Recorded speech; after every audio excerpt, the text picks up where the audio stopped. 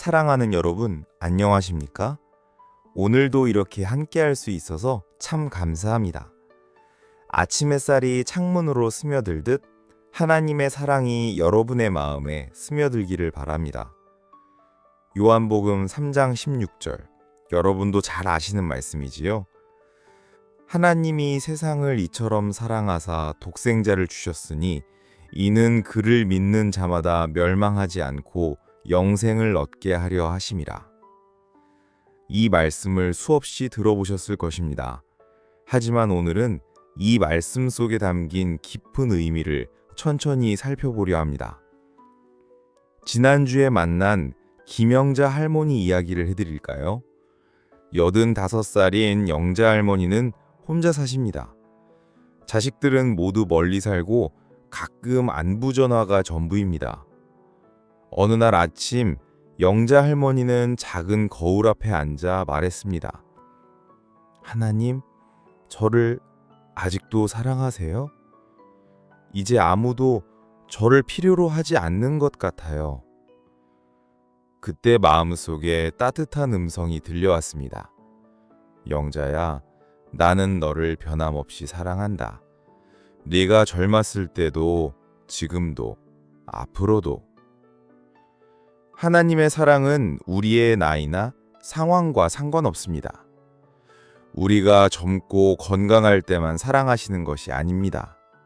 주름이 늘어가고 걸음이 느려져도 기억이 가물가물해져도 하나님의 사랑은 변하지 않습니다. 세상의 사랑은 조건이 있습니다. 예쁠 때, 잘할 때, 필요할 때만 사랑합니다.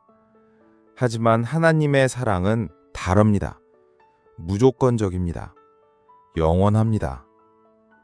우리가 실수해도 약해져도 쓸모없다고 느껴져도 변하지 않습니다.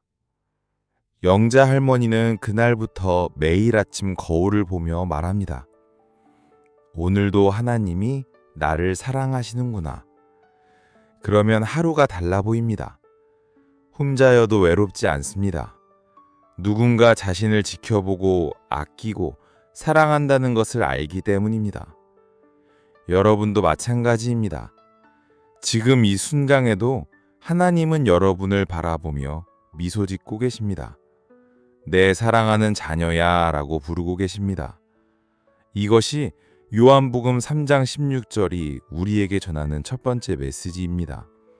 하나님의 변하지 않는 조건 없는 사랑입니다.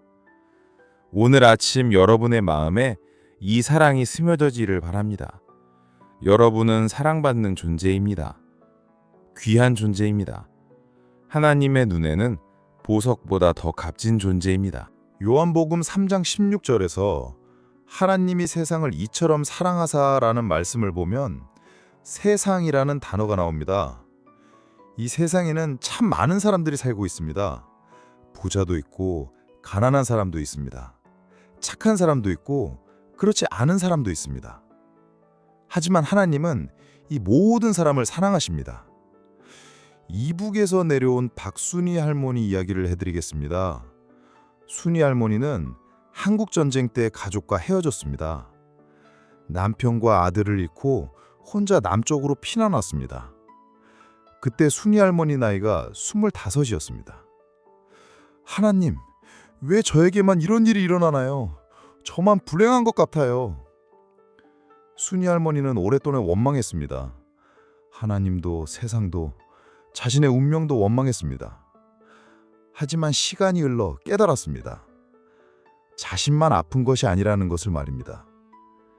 피난길에서 만난 사람들도 모두 아픔이 있었습니다. 아이를 잃은 어머니, 다리를 잃은 아버지, 고향을 잃은 할아버지. 모두가 각자의 아픔을 안고 살아가고 있었습니다. 그때 깨달았어요. 하나님은 나만 사랑하시는 게 아니라 이 모든 사람을 다 사랑하신다는 걸요. 순희 할머니는 말했습니다. 내 아픔만 보고 있을 때는 하나님이 멀게 느껴졌는데 다른 사람의 아픔도 보기 시작하니까 하나님이 가까이 계신다는 걸 알겠더라고요. 하나님의 사랑은 편파적이지 않습니다. 특정한 사람만 사랑하시는 것이 아닙니다. 부자든 가난하든 똑똑하든 그렇지 않든 건강하든 아프든 상관없이 모든 사람을 사랑하십니다. 전쟁터에서 총을 든 군인도, 병원에서 아픈 환자도, 길거리에서 구걸하는 거지도, 궁전에서 사는 왕도 하나님 앞에서는 모두 똑같습니다. 모두 하나님의 자녀입니다. 이것을 깨달으면 세상을 보는 눈이 달라집니다. 옆집 할머니도, 시장에서 만나는 상인도, 버스에서 마주치는 젊은 사람도 모두 하나님이 사랑하시는 소중한 사람으로 보입니다. 순이 할머니는 이제 90이 되었습니다. 여전히 혼자 살지만 외롭지 않습니다. 매일 아침 산책을 하면서 만나는 모든 사람에게 따뜻한 인사를 건넵니다. 안녕하세요. 오늘도 좋은 하루 되세요. 단순한 인사지만 그 안에는 깊은 의미가 있습니다. 당신도 하나님이 사랑하시는 소중한 사람이에요. 라는 마음이 담겨 있는 것입니다. 여러분도 오늘 누군가를 만나면 이렇게 생각해 보세요. 저 사람도 하나님이 사랑하시는 소중한 사람이구나. 그러면 그 사람을 보는 눈이 달라질 것입니다. 더 따뜻해질 것입니다. 독생자를 주셨으니 라는 말씀을 생각해 보면 참으로 놀라운 일입니다. 하나님께서 당신의 유일한 아들을 우리를 위해 내어주셨습니다. 부모의 마음을 아시는 분들이라면 이것이 얼마나 큰 희생인지 이해하실 것입니다. 최근에 만난 이정호 할아버지 이야기를 해드리겠습니다. 정호 할아버지는 아들 하나를 두었습니다. 늦둥이 아들이었습니다. 50살에 얻은 아들이라 얼마나 소중했는지 모릅니다. 그런데 그 아들이 군대에 갔습니다. 정호 할아버지는 매일 걱정했습니다. 밤에 잠도 제대로 못 잤습니다. 하나님, 우리 아들 무사히 제대시켜 주세요. 매일 같은 기도를 했습니다. 그러던 어느 날 교회에서 요한복음 3장 16절 말씀을 들었습니다. 하나님이 세상을 이처럼 사랑하사 독생자를 주셨으니. 그 순간 정호 할아버지는 깨달았습니다. 하나님도 아들을 보내셨구나. 그런데 나는 우리 아들 군대 보내는 것도 이렇게 걱정하는데 하나님은 아들을 죽음의 길로 보내셨구나. 눈물이 났습니다. 하나님의 마음이 느껴졌습니다. 하나님께서 예수님을 보내실 때 어떤 마음이셨을까요? 기쁘셨을까요? 아니면 아프셨을까요? 분명 아프셨을 것입니다. 자신의 아들이 고난받고 죽을 것을 아시면서도 보내셨습니다. 왜 그렇게 하셨을까요? 우리를 사랑하셨기 때문입니다. 우리가 구원받기를 바라셨기 때문입니다. 우리가 영생을 얻기를 바라셨기 때문입니다. 정호 할아버지는 그날부터 달라졌습니다. 아들 걱정도 하지만 하나님의 사랑에 더 집중했습니다. 우리 아들도 하나님 품 안에 있구나. 하나님이 더 사랑하시는구나. 그렇게 생각하니 마음이 평안해졌습니다. 걱정 대신 감사가 생겼습니다. 여러분, 독생자를 주셨다는 것은 하나님께서 우리를 위해 가장 소중한 것을 내어주셨다는 뜻입니다. 이보다 더 큰 사랑이 어디 있겠습니까? 부모는 자식을 위해서라면 무엇이든 합니다. 자신의 목숨도 아끼지 않습니다. 하나님도 마찬가지입니다. 아니, 그보다 더 하십니다. 우리를 위해 당신의 아들까지 내어주셨습니다. 이것이 바로 십자가의 의미입니다. 하나님의 사랑이 십자가에 모두 담겨 있습니다. 그 십자가를 볼 때마다 기억하시기 바랍니다. 하나님이 나를 이만큼 사랑하신다고 말입니다. 정호 할아버지의 아들은 무사히 제대했습니다. 지금은 결혼해서 손자까지 두었습니다. 정호 할아버지는 이제 손자를 보며 말합니다. 너도 하나님의 사랑받는 아이야. 하나님이 예수님까지 보내주신 그 사랑을 받고 있단다. 이는 그를 믿는 자마다 라는 말씀을 보면 하나님의 구원은 믿음으로 받는다고 되어 있습니다. 복잡한 것이 아닙니다. 어려운 것도 아닙니다. 그냥 믿으면 됩니다. 하지만 때로는 이 믿음이 쉽지 않을 때가 있습니다. 특히 어려운 일을 당했을 때, 아플 때, 외로울 때는 믿음이 흔들리기도 합니다. 강병수 할아버지 이야기를 해드리겠습니다. 병수 할아버지는 젊었을 때 사업을 했습니다. 성공했다고 생각했는데 한순간에 모든 것을 잃었습니다. 사기를 당했습니다. 평생 모은 돈이 하루아침에 사라졌습니다. 그때 병수 할아버지의 나이가 55이었습니다. 다시 시작하기에는 늦은 나이였습니다. 절망했습니다. 하나님, 제가 뭘 잘못했나요? 착하게 살려고 노력했는데 왜 이런 일이 일어나나요? 원망했습니다. 교회도 나가지 않았습니다. 성경도 읽지 않았습니다. 하나님을 믿는 것이 무슨 소용이 있냐고 생각했습니다. 그런데 아내가 계속 기도했습니다. 여보, 하나님을 원망하지 말아요. 우리가 이해할 수 없는 일들이 있어요.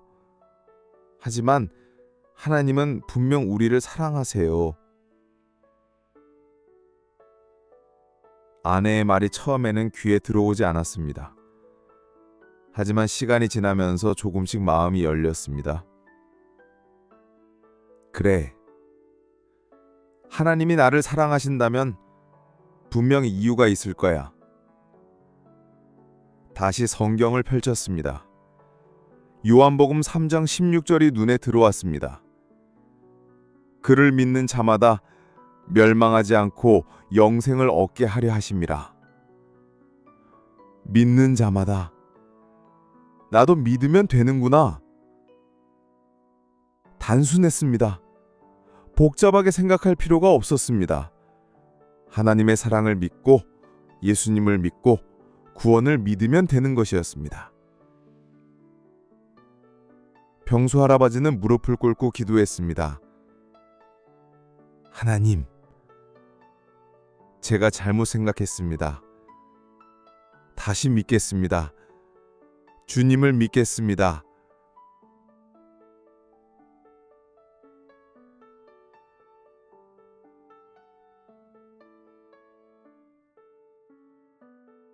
그날부터 병수 할아버지의 삶이 달라졌습니다.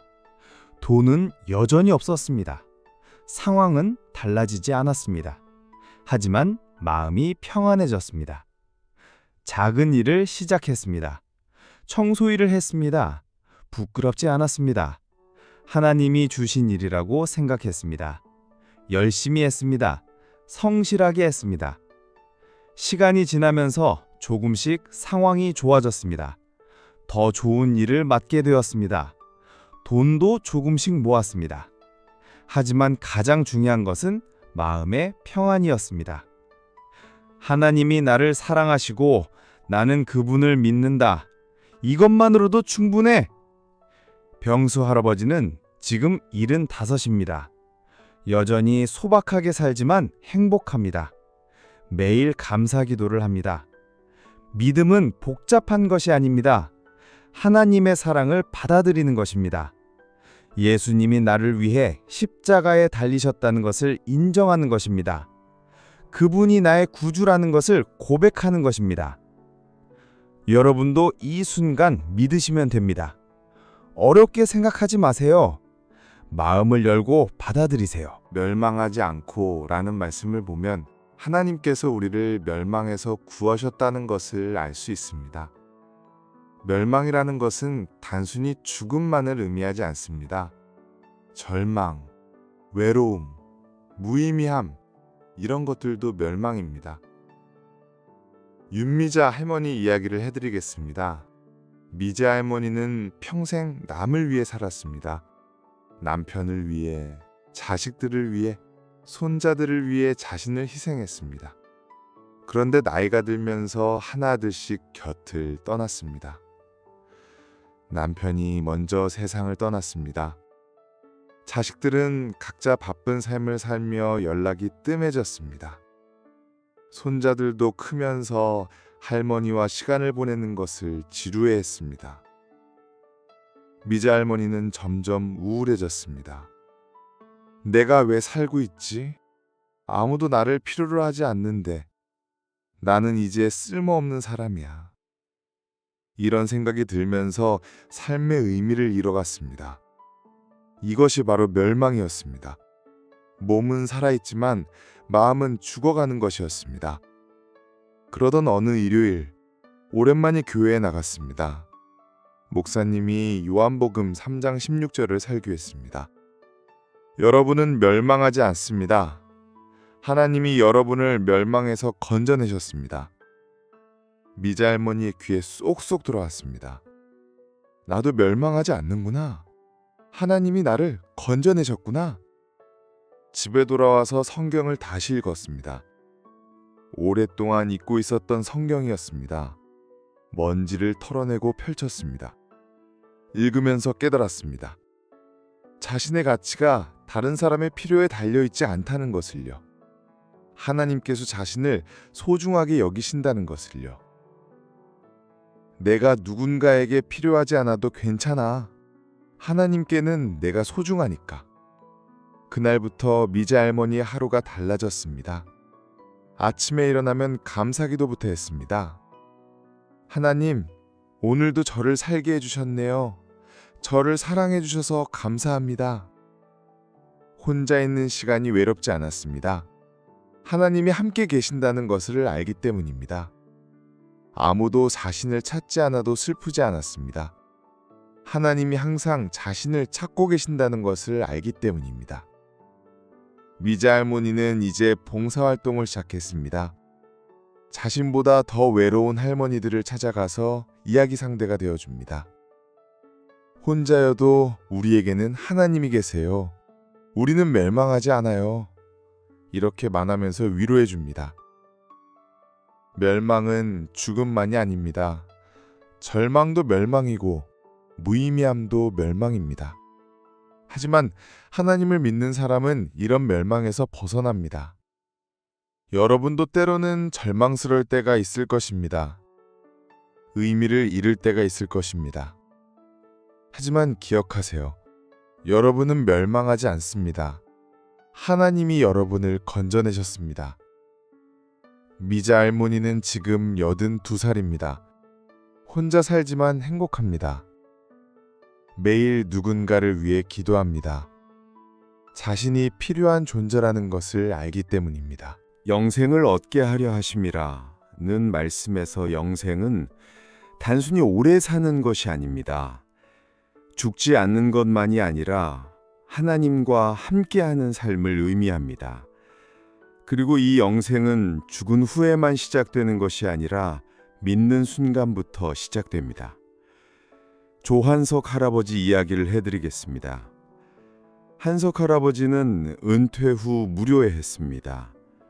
40년간 일했던 회사를 그만두니까 할 일이 없었습니다.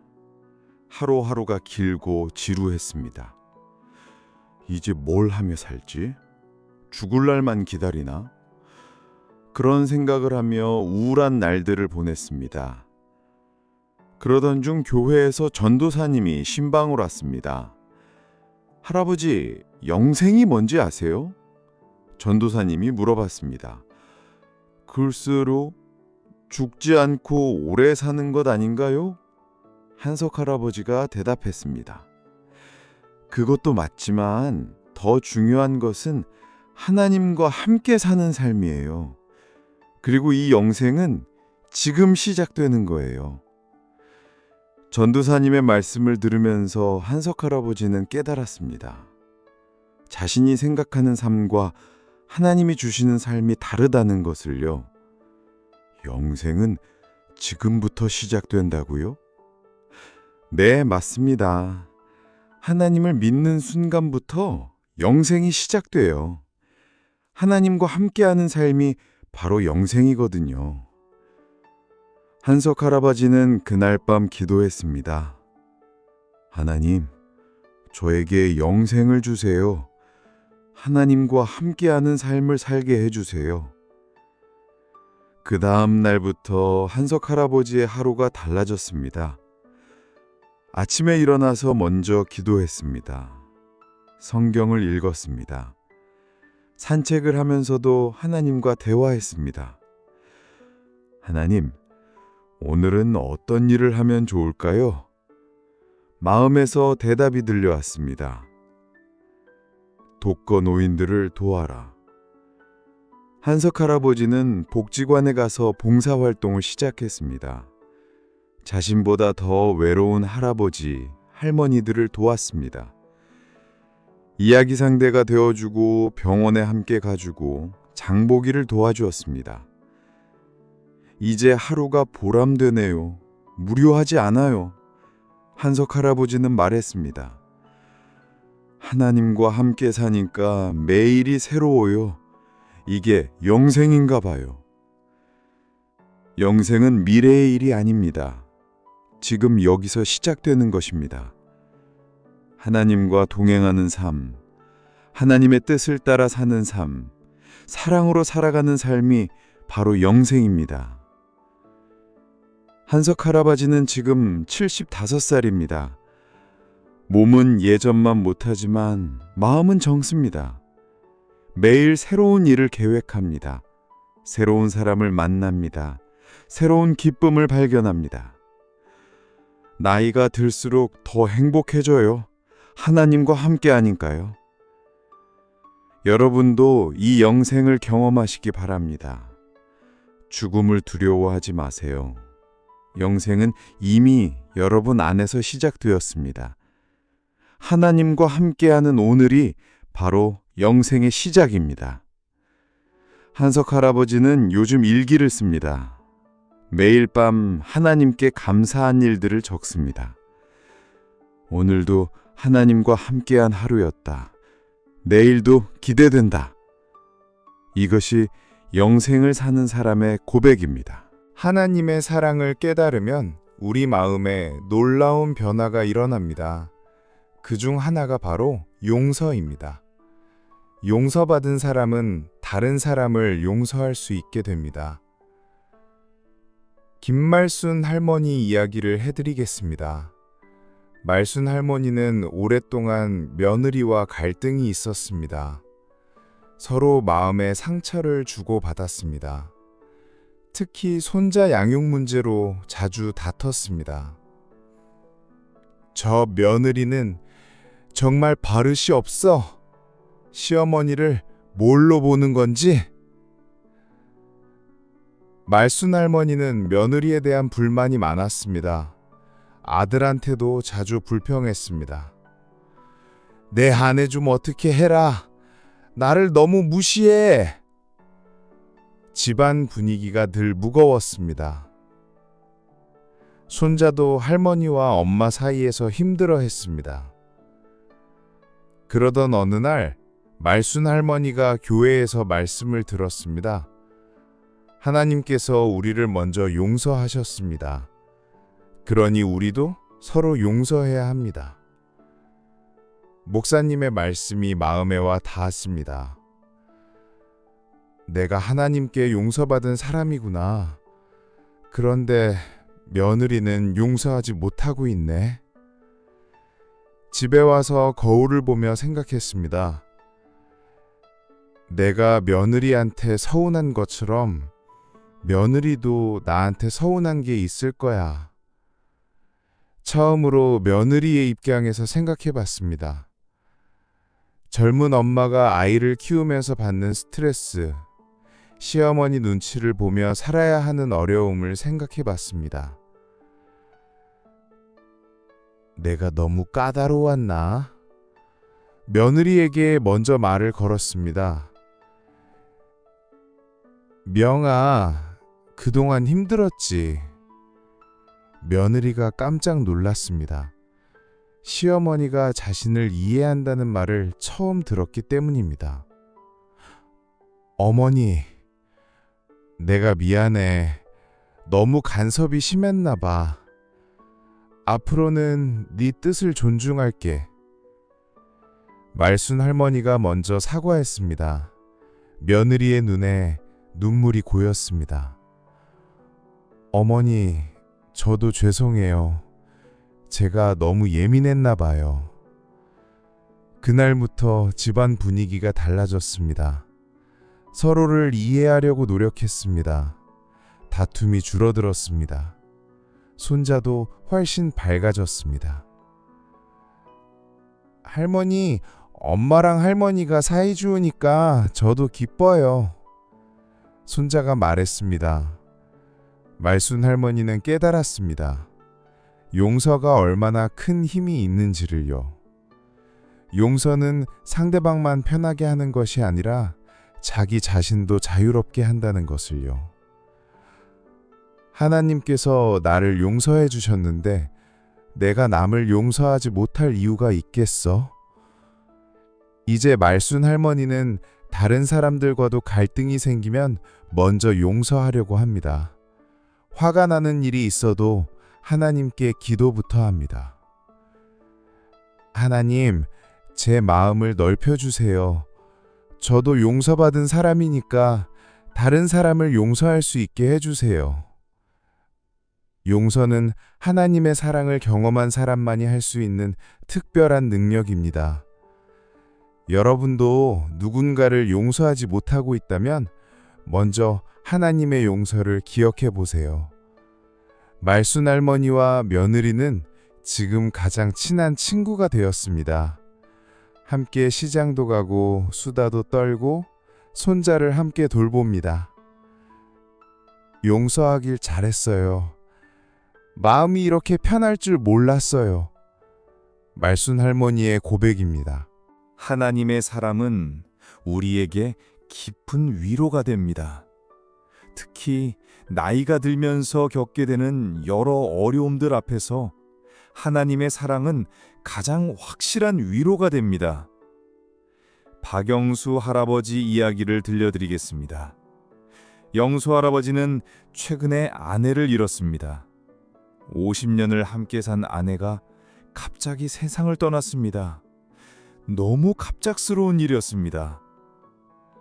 여보, 나 혼자 어떻게 살라고 그래? 빈 방에서 혼잣말을 했습니다. 모든 것이 아내의 흔적이었습니다. 아내가 놓아둔 안경, 아내가 기르던 화분, 아내가 좋아하던 차, 모든 것이 그리웠습니다. 밤이 특히 힘들었습니다. 50년간 옆에서 잠들던 사람이 없으니 잠이 오지 않았습니다. 새벽까지 뒤척였습니다. 하나님, 왜 저를 혼자 남겨두셨나요? 차라리 저를 먼저 데려가시지. 원망스러운 마음도 들었습니다. 그런데 어느 날 밤 성경을 읽다가 요한복음 3장 16절을 보게 되었습니다. 수없이 봤던 말씀이었지만 그날 밤은 달랐습니다. 하나님이 세상을 이처럼 사랑하사. 갑자기 눈물이 났습니다. 하나님도 아들을 잃어보셨구나. 예수님을 십자가에서 잃어보셨구나. 하나님의 마음이 느껴졌습니다. 자식을 잃은 아버지의 마음, 사랑하는 사람을 보내야 하는 아픔을 하나님도 경험하셨다는 것을 알았습니다. 하나님, 당신도 아프셨구나. 나만 아픈 게 아니구나. 그렇게 생각하니 조금 위로가 되었습니다. 혼자가 아니었습니다. 하나님이 함께 아파해주고 계셨습니다. 여보, 당신은 하나님 품에 있지? 나도 언젠가는 그곳에서 만나겠지? 아내에게 말했습니다. 슬픔이 완전히 사라진 것은 아니지만 희망이 생겼습니다. 영수 할아버지는 매일 아내 사진 앞에서 기도합니다. 하나님, 우리 여보 잘 보살펴 주세요. 그리고 저도 그곳에서 만날 때까지 잘 살게 해주세요. 이제 영수 할아버지는 다른 홀로 된 할아버지 할머니들을 찾아갑니다. 자신이 받은 위로를 나누어 줍니다. 힘드시죠? 저도 그래요. 하지만 하나님이 함께 계세요. 우리를 이해해 주세요. 같이 눈물도 흘리고 같이 기도도 합니다. 서로 위로하며 살아갑니다. 하나님의 위로는 특별합니다. 사람의 위로는 때로 공허할 수 있지만 하나님의 위로는 깊은 평안을 줍니다. 우리의 아픔을 완전히 이해해 주시는 분이기 때문입니다. 여러분도 지금 어떤 아픔을 겪고 계신가요?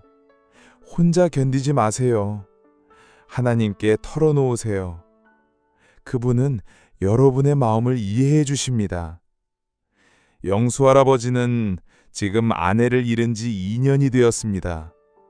여전히 그립지만 절망하지는 않습니다.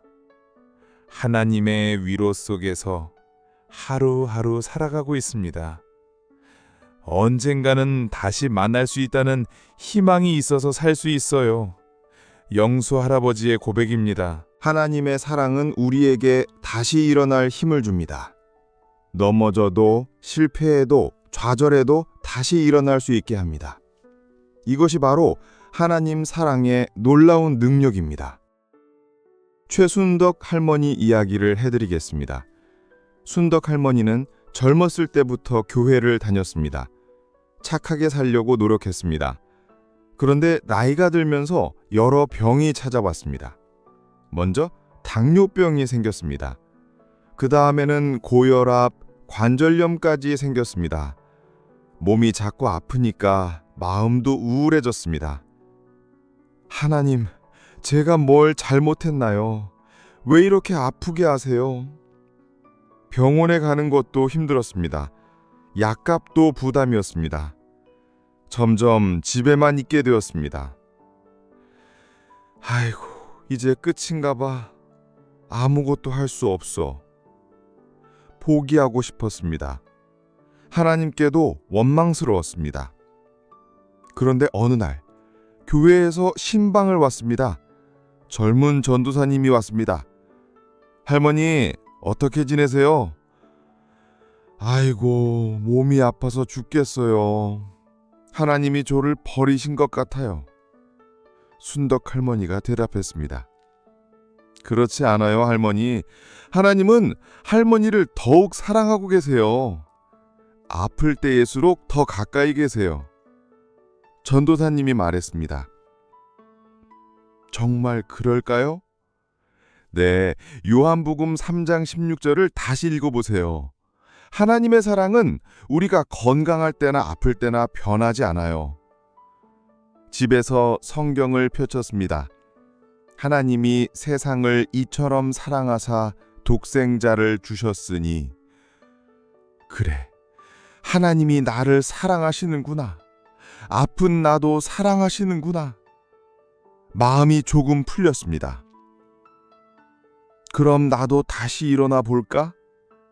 할 수 있는 일부터 하나씩 시작했습니다. 집 앞 화단에 꽃을 심었습니다. 아픈 몸이지만 조금씩 움직였습니다. 이웃 할머니들과 이야기도 하기 시작했습니다. 우리 다 아프지만 하나님이 사랑하시니까 괜찮아요. 서로 격려했습니다. 순독 할머니는 작은 봉사도 시작했습니다. 자신보다 더 아픈 할머니들에게 반찬을 만들어 갖다 주었습니다. 내가 아파봐서 아는데 아플 때는 따뜻한 음식이 최고예요. 받는 할머니들이 고마워했습니다. 순덕이 할머니 덕분에 살아요. 이런 말을 들으면 순덕 할머니도 기뻤습니다. 내가 아픈 곳도 이유가 있구나. 아픈 사람의 마음을 알게 하려고 그러신 거구나. 하나님의 뜻을 깨달았습니다. 몸은 여전히 아프지만 마음은 건강해졌습니다. 매일 감사 기도를 했습니다. 하나님, 오늘도 숨쉬게 해주셔서 감사해요. 누군가를 도울 수 있게 해주셔서 감사해요. 하나님의 사랑은 우리를 다시 일으켜 세웁니다. 절망 속에서도 희망을 주고 포기하고 싶을 때도 용기를 줍니다. 순덕 할머니는 지금 78살입니다. 몸은 예전보다 더 아프지만 마음은 평안합니다.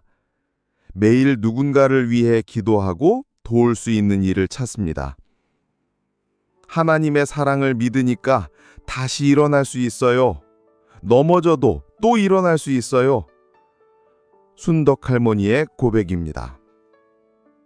여러분도 지금 힘드시더라도 포기하지 마세요. 하나님의 사랑이 여러분을 다시 일으켜 세워 주실 것입니다. 마지막으로 하나님의 사랑 안에서 어떻게 살아가야 할지 생각해 보겠습니다. 하나님의 사랑을 받은 우리는 그 사랑으로 다른 사람들을 사랑해야 합니다. 이것이 바로 신앙인의 삶입니다. 정기용 할아버지 이야기로 마무리하겠습니다. 기용 할아버지는 평생 성실하게 살아왔습니다. 젊을 때는 가족을 위해, 나이 들어서는 손자들을 위해 열심히 살았습니다. 그런데 어느 날 깨달았습니다. 자신이 받은 하나님의 사랑을 다른 사람들과 나누어야 한다는 것을요. 내가 이렇게 사랑받고 있는데 혼자만 알고 있으면 되나?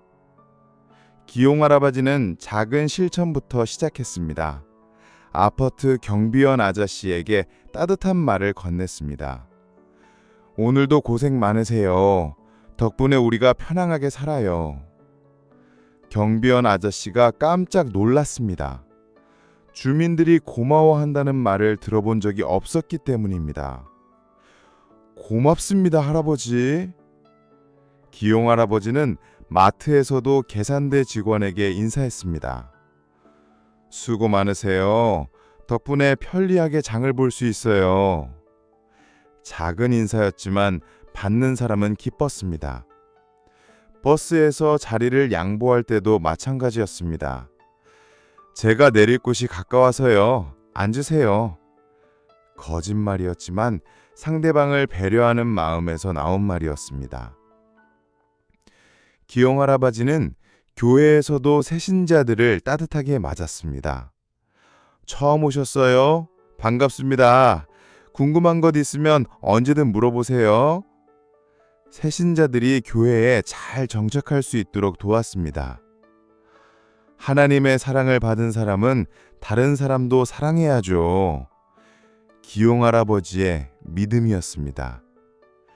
집에서도 마찬가지였습니다.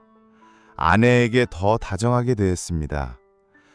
여보, 평생 고생시켜서 미안해. 사랑해. 결혼 50년 만에 처음 하는 고백이었습니다. 아내가 눈물을 흘렸습니다. 당신도 고생 많았어요.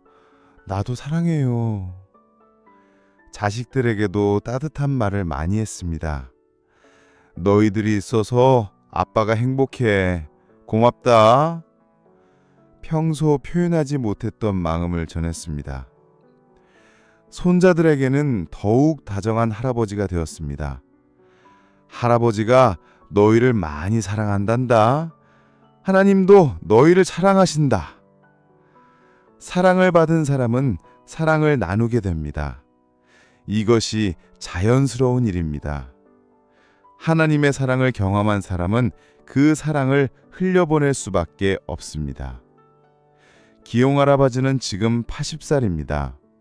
몸은 예전만 못하지만 매일 누군가에게 사랑을 전합니다. 작은 친절, 따뜻한 말, 진심 어린 관심을 보여줍니다. 하나님의 사랑을 받은 사람은 그 사랑을 나누어야 해요. 그럴 때 더 행복해져요. 기용 할아버지의 고백입니다. 사랑하는 여러분, 오늘 이 말씀을 들으면서 어떤 생각이 드시나요? 하나님의 사랑이 여러분 마음에 느껴지시나요?